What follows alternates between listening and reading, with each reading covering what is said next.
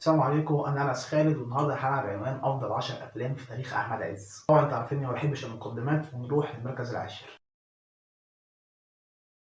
فيلم ولاد رزق الجزء الثاني اللي نزل 2019، افضل افلام احمد عز اللي كان لازم صراحه يبقى موجود معانا في القائمه دي. رغم ان الفيلم بالنسبه لي لغايه دلوقتي مش مقتنع بيه ان هو فيلم عالمي، مش مقتنع بيه ان هو فيلم تقيل، مش مقتنع ان هو فيلم من افضل الافلام في اخر 5 سنين. لا، الفيلم يا جماعه كويس، بس مش اللي هو تقيل. حاسس واخد بروباجندا اعلى من اللي يستحق. بس على الاقل الفيلم كان فيه مشاهد اكشن اتنفذت بطريقه رائعه. الفيلم بتاعه جميل، الاداء بتاع احمد عز كان كويس جدا، التصوير كان حلو. فالفيلم فيه حاجات كتير جدا جميله. فيلم حلو جدا، ولكن اكتر من المرتبه العاشره ما اعتقدش كان يستحق. هو حلو عليه اول المرتبه العاشره في تاريخ احمد عز. ونروح للمركز التاسع. الفيلم العالمي، فيلم الجريمه، واللي بالنسبه لي من افضل افلام احمد عز بدون نقاش. يمكن من افضل الافلام اللي نزلت في السينما المصريه في اخر 10 سنين. وشايفه مظلوم. لا، الفيلم فعلا مظلوم في كذا نقطة. يعني كتجاريا، رغم انه حقق ارقام كويسة، بس يستحق اكتر من كده. كاعلاميا، يعني حقيقي فعلا الفيلم عظيم، وما لقيتش حد طلع على ان هو عظيم. يا جماعة الفيلم حلو جدا في كذا نقطة. التويست اللي في الاخر عجبت احمد عز، الموسيقى اللي كانت جميلة جدا، التصوير، الكادرات، المشاهد اللي كانت على البحر. حقيقي فعلا فيلم جميل جدا، اللي هو فيلم ممتع. وانا شايف اللي كان ممكن ياخد مراكز اعلى من كده كمان. يعني انا كان نفسي فعلا اديله مركز سابع او سادس على الاقل. بس فعلا الافلام اللي جايه برضه كلها تقيله. فحقيقي هو فيلم عظيم ويستاهل المشاهده لو انت ما شفتوش. ونروح للمركز الثاني. فيلم ولاد رزق الجزء الاول، من افضل افلام احمد عز كاداء، كاكشن، كتصوير. فيلم حقيقي فعلا ممتع. القصه اللي اتقدمت متماسكه بالنسبه لي، متماسكه بطريقه افضل من الجزء الثاني. اتقدمت بشكل افضل من الجزء الثاني بكتير كمان. فيلم حقيقي فعلا حلو قوي. وشايف ان في ناس تقول لك الفيلم ولاد رزق الجزء الثاني اعلى من الاول. لا يا جماعه، هو مش اعلى من الاول. يمكن غير في نقطه واحده: الامكانيات والكواليتي اللي اتحط له.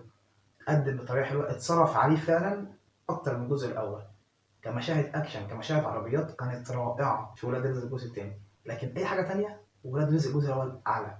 كاداء تمثيلي مش عايز اقول من الكل، بس إن احمد داوود اداؤه في الجزء الثاني احسن. قصه، ريتم، كنهايه، كبدايه. فيلم ولاد رزق الجزء الاول حقيقي فعلا هو فيلم ممتع. ونروح للمركز السابع. الفيلم العالمي، واللي بالنسبه لي هو الطفره في الفتره دي. فيلم نوعيته ما اتقدمتش كتير في السينما المصريه، واتقدم بطريقه جميله جدا. الاداء بتاع احمد عز كان عالمي فعلا فيه، ويكفي ان هو قدر يعمل شخصيتين مختلفتين بطريقه عظمه. وهو فيلم بدل فائد، من افضل افلام عز كبدايه، كنهايه، كاداء تمثيلي، كتقمص في الشخصيات. حتى الادوار الثانويه كانت فيه جميله جدا. الاداء بتاع منى شلبي، الاداء بتاع محمد لطفي. حقيقي فعلا فيلم عظيم. ونروح للمركز السادس.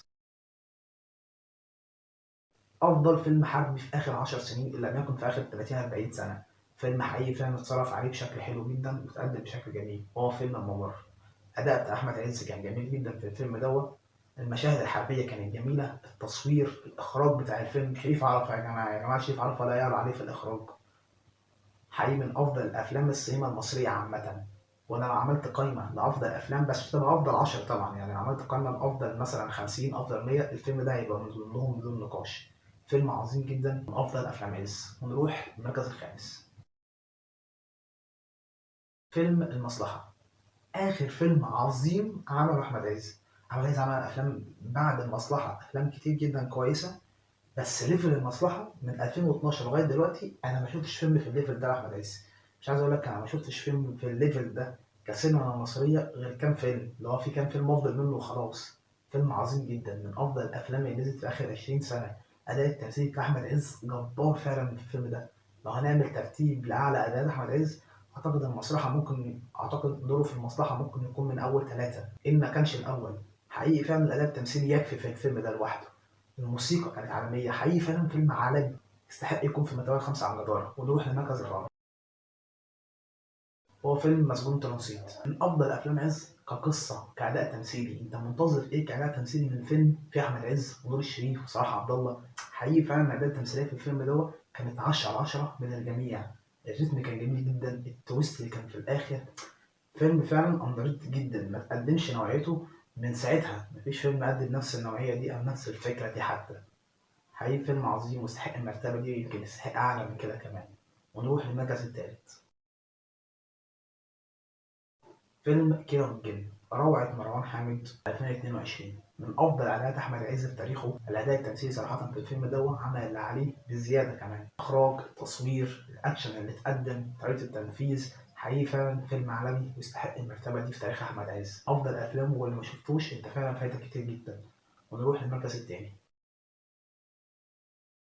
الفيلم الاكثر امتاعا بالنسبه لي في تاريخ احمد عز هو فيلم الشبح. حقيقي فعلا من اكثر الافلام اللي بستمتع بيها فرجا لما بتفرج عليها، بس لما بتفرج عليها مرة تانية وتالتة ورابعة كل مرة لما تقدر تستمتع بيها أكتر.